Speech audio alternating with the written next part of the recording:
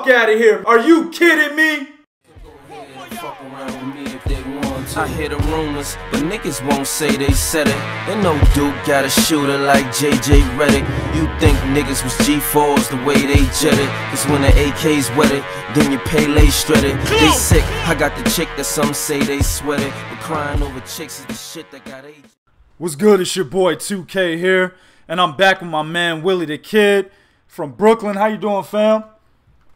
I'm good, fam. How you? Shit, I'm doing well, man. I'm doing well.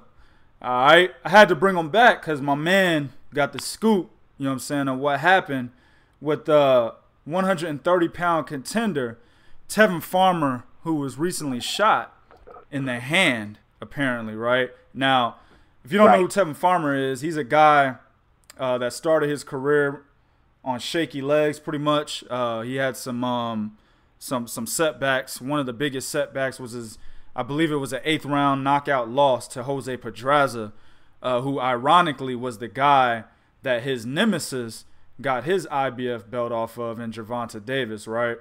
But since then, I think for the last 2 years or maybe 3 years, Tevin Farmer has turned over a new leaf. He's beaten some pretty good guys like Ivan Redcock, a guy that, me personally, one of the fights that as y'all know, I don't get a lot of fights wrong. You know what I'm saying? My boy Wilson knows that too. But I did get that fight wrong. I had Ivan Redcock beating Tevin Farmer, and Tevin went in there and just straight dusted this motherfucker.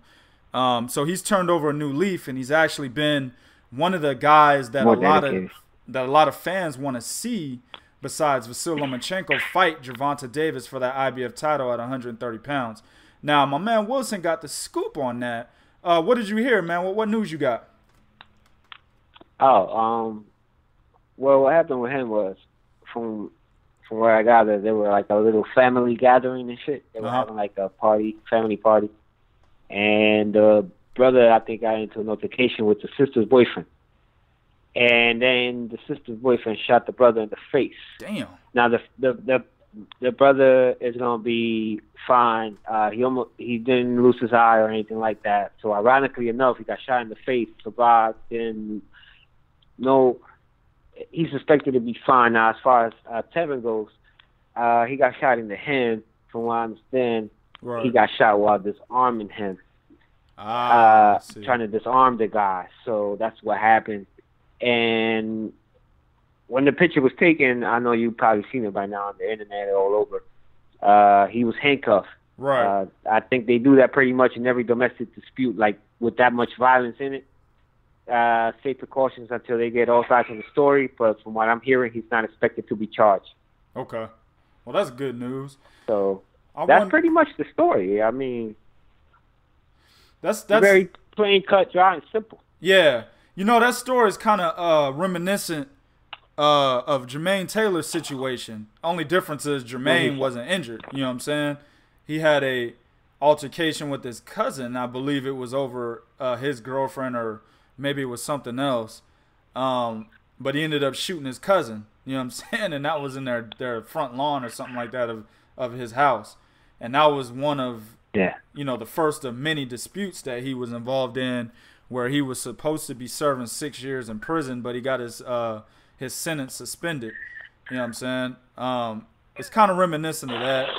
It's unfortunate to hear. It's good that he only got shot in the hand. If you look at the situation, you know, my man didn't take nothing to the abdomen or the head or anything like that. You know what I'm saying? So I assume his recovery should be okay. You know what I mean? And it should be speedy as well. So shout out to him. But I want to ask Wilson a question here, and it leads to the newfound publicity that Tevin Farmer's been getting. You know, he had that skirmish with Gervonta Davis, which pretty much turned him into Davis's nemesis, right? Publicly anyway. Right. And it was after Vasily Lomachenko's fight against Jason Sosa. Instead of Gervonta Davis, you know, pulling in some WWE SmackDown shit, jump in the ring, you know, steal the mic from Vasily Lomachenko, he didn't do that, mostly because he don't want that smoke. You know what I'm saying? Instead, he gets confronted backstage by Tevin Farmer. They get into a big skirmish. You know, Tank tells him, you ain't fought nobody to be able to challenge my IBF title and all that shit. Right. But there are some talks there were talks anyway, not anymore, that Gervonta was going to pick Tevin Farmer for his fight on the Mayweather undercard. What do you think about that fight, man? If whenever Tevin Farmer recovers, do you think that fight can actually happen? And if it does, who do you think could win that fight? I think it'll be a good fight. Tevin Farmer is one of those guys that he like you said, he kind of retooled himself, dedicated himself to the sport. Yeah. He's not a guy that's gonna knock you out. He's not a puncher. No, he's not. He's a guy that he has God-given abilities. He has good defense. He's really a very good defensive fighter who has retooled himself, and really you could tell that the man has really worked on his craft. Can he win against Davis? I think he could have his moments, but I think he'll get knocked out because you know what? Like I always tell people, you can fix anything you want on a fighter, but you can never fix a chin. That's true. And I just think Davis, I think people don't give him the credit that he deserves. I mean, he could probably fight Lomachenko, but I think he's not ready for that yet. And maybe down the road, perhaps, but I don't think he could ever get it back. I think Davis has a little more IQ in there than people give him credit for. I think he showed that against Walsh, and he washed him. I know some people were picking Walsh to win that fight. I never thought that for a second. Right. I'm not gonna sit here and tell you I'm the biggest Davis fan because I'm in ways I am, in ways I'm not. But I think he would win that fight. I think he would win that fight by KO. Let me ask you this though. Tevin Farmer, the last time he lost was, like I said earlier, against Jose Pedraza in 2012. Right. Since then, dog, he's on an 18-fight win streak. 18. And you're right, He doesn't have power. My man is fucking 25 wins with 5 knockouts. You know what I'm saying? So he got zero motherfucking power. You know what I'm saying? But he got hell of boxing skills though, man. Oh yeah, he's very slick, and that's where I'm going with this. Very slick. Tank can be found planted, fam. He has to plant. Oh yeah. In order to land those power shots. Now against Liam Walsh, I was gonna say Liam Smith. Don't matter. They all the same anyway, nigga. They B-rate fighters. They all the same, bro. They get beat once they step up. So word up, fam. The motherfucking second tier fighters. They all as far as I'm concerned, all them niggas' names is Liam, nigga. Shit. You know what I'm saying? Yeah. But against Liam Walsh, he showed some pretty good counter punching ability. I mean, he was actually kind of in the shoulder roll as well. Right. But my thing is, much like AB, and that's who it was reminiscent of, he's standing there in that shoulder roll. He's kind of planted. Stance not that wide, but it was wide enough for a slick fighter like Tevin Farmer to actually be able to give him angles. Give him that pivot that you were talking about in our last video about Mikey Garcia and Adrian Broner, right? He can give him that pivot, and he can land some good punches. Maybe not to hurt him, maybe not to even buzz him even a little bit, but he's going to score punches. Yeah. Right. So what do you think about that, though? If Tank can't knock him out, can't he get a UD? Yeah. Tank? No. I think if he goes like the 12th, I think that Tevin Farmer has a great shot of getting that unanimous victory. Gotcha. Yeah, I said it, unanimous. Like I said, I think Tank will eventually catch him. Yeah. He can't duck everything. Yeah. And until I see Farmer get hit by like a puncher like Tank, I can tell you what happened to guys that don't have as much power as Tank. But that was like before the winning streak, which the guy, like I said, the guy's a phenomenal talent. He has turned around his whole career. He could show a fighter like Adrian Broner what happens when you dedicate yourself to the sport. Exactly. When he was younger, he wasn't taking it serious. I'm glad you said this. If he would have probably took it serious, he probably could have beat Pedraza. Yep. Yep. You know what I'm saying? Yep. Because he has that much talent. Like people don't know much about him. Yep. You know, he fights a lot out of Philly. He's usually not on TV. You know, I think it's at a 1,200 or 2,200 arena. Hank Lundy tends to fight there too. Yep. So you know, like it is what it is. So I'm glad you said that. But if he goes 12 rounds, I could see Tevin being the new IBF champ. Yep. And that's kind of the. And Tevin wants Lomachenko too, by the way. Yeah, yeah, yeah. I know he does, and I'm gonna tell him to slow his roll on that one. But but check this out though. Yeah, and you should. But check this out though. I'm glad you mentioned the dedication because that's actually what I wanted you to say.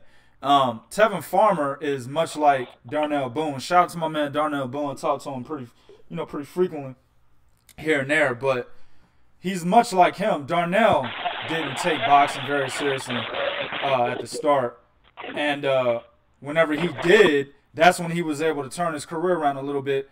In certain aspects, he's still, I think he's a below 500 fighter now. He has something like 26 wins and 28 losses or something like that. Mm-hmm. But he was able to turn shit around whenever he fought the top level guys who are top level today, like Adonis Stevenson. You know, the first time when he knocked him out, Sergey Kovalev. That fight was not televised, but according to Darnell Boone, it was a split decision, by the way, for Kovalev. But according to Boone, he knocked Kovalev down 4 times. But you guys didn't know that because the fight was never televised, right?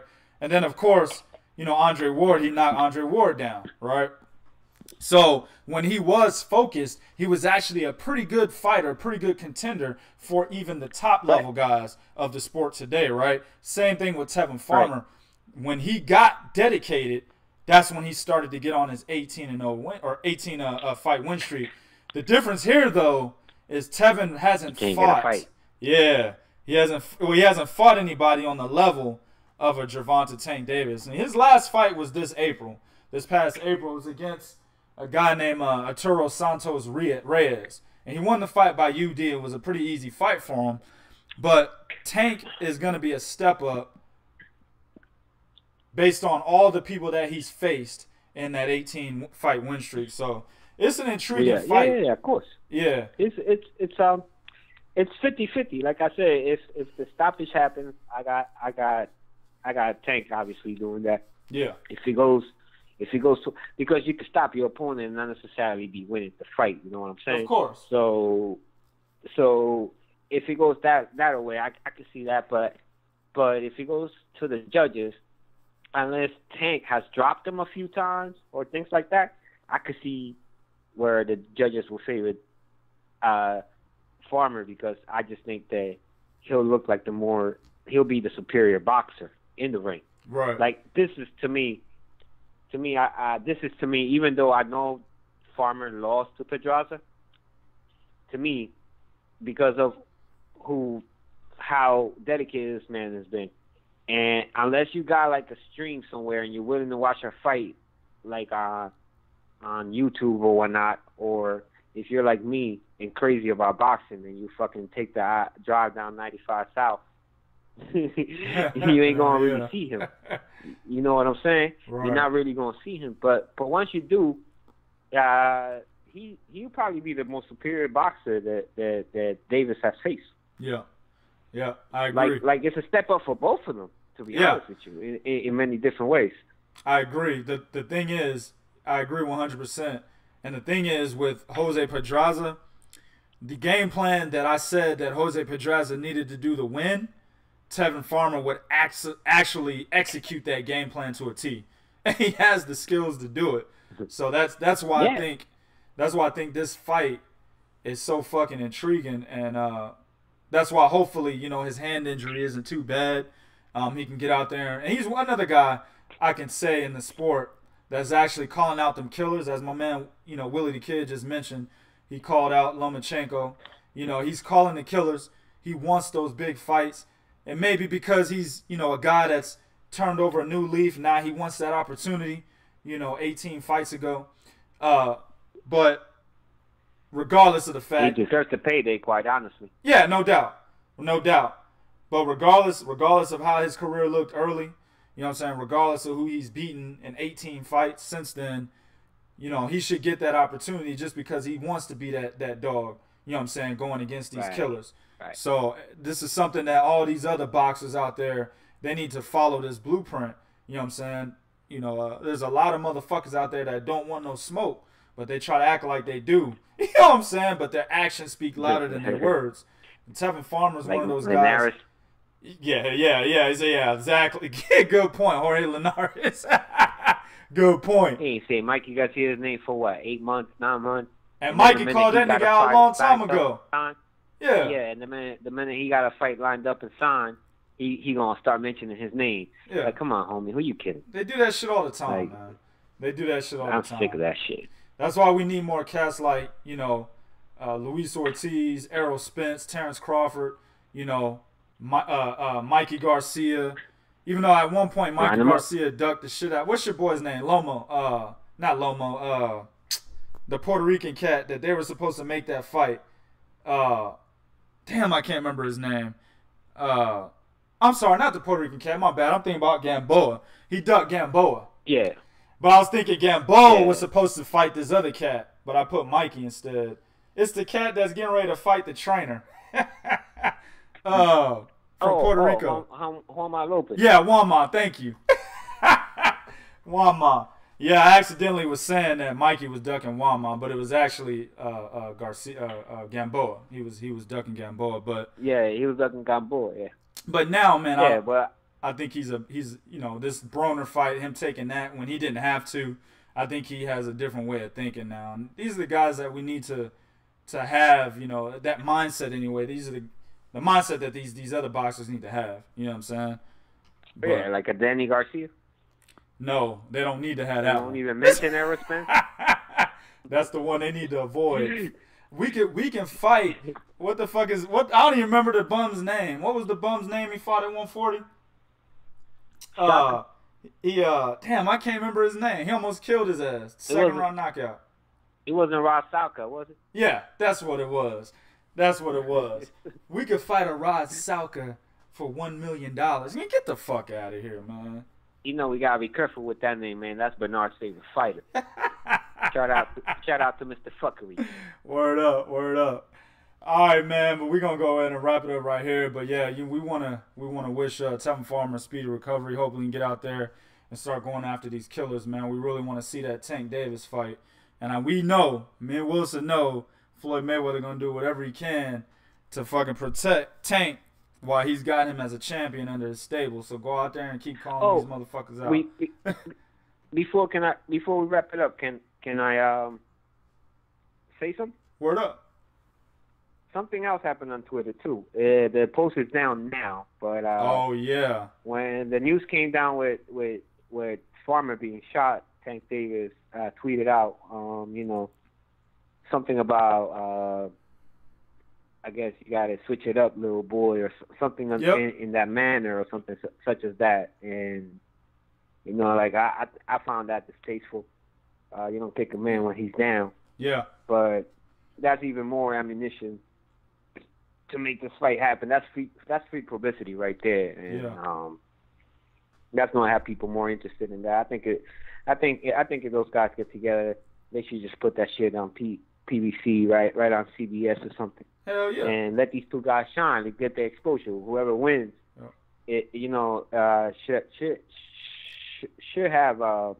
If Lomachenko probably, by all signs, shows that he's moving up, they should have a stronghold in that division. So, yeah, So these guys, like, actually sounds like these guys got like a personal problem with one another. So fuck it, let's just get it in.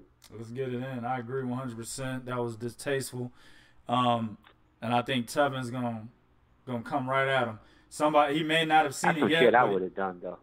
Yeah, he may not have seen that post yet, but I'm pretty sure somebody in his camp or somebody around him, one of the fellas, showed him. Yeah, they're gonna show it to him. He'll see it. You know what I'm saying? It's just gonna put more fuel to the fire. So, all right, man. He said you got to move differently, boy. That's what he said. Yeah, you got to move differently. Yep, that's what he said. That's some fucked up shit right there. But I mean, hey, it is what it is. You know, like I said, hopefully, you know, Tevin see that and be like, oh, well, shit, nigga, move my way then, motherfucker. We get this fight That's working. what I'm saying. Word up. That's what I'm saying. That's what I'm saying. Word up. All right, man, I want to thank my man Willie the Kid once again. You know what I'm saying? He'll be back on here. You can check us out over there at Eastwick Boxing. He's the CEO of that group. But if you go over there and you be on that bullshit, man. Be careful. Yeah, basically. We need a sign, nigga, that says, come at your own risk. You know what I'm saying? Don't say nothing stupid, man. Just come in there willing to listen, and you should be too. Word up. So if you ever do go on there, you come check us out, man. You probably have a great time with us. If you love boxing like we do, there's tons of knowledgeable people. Shout out to my boy Chris, Four Corners Boxing Talk.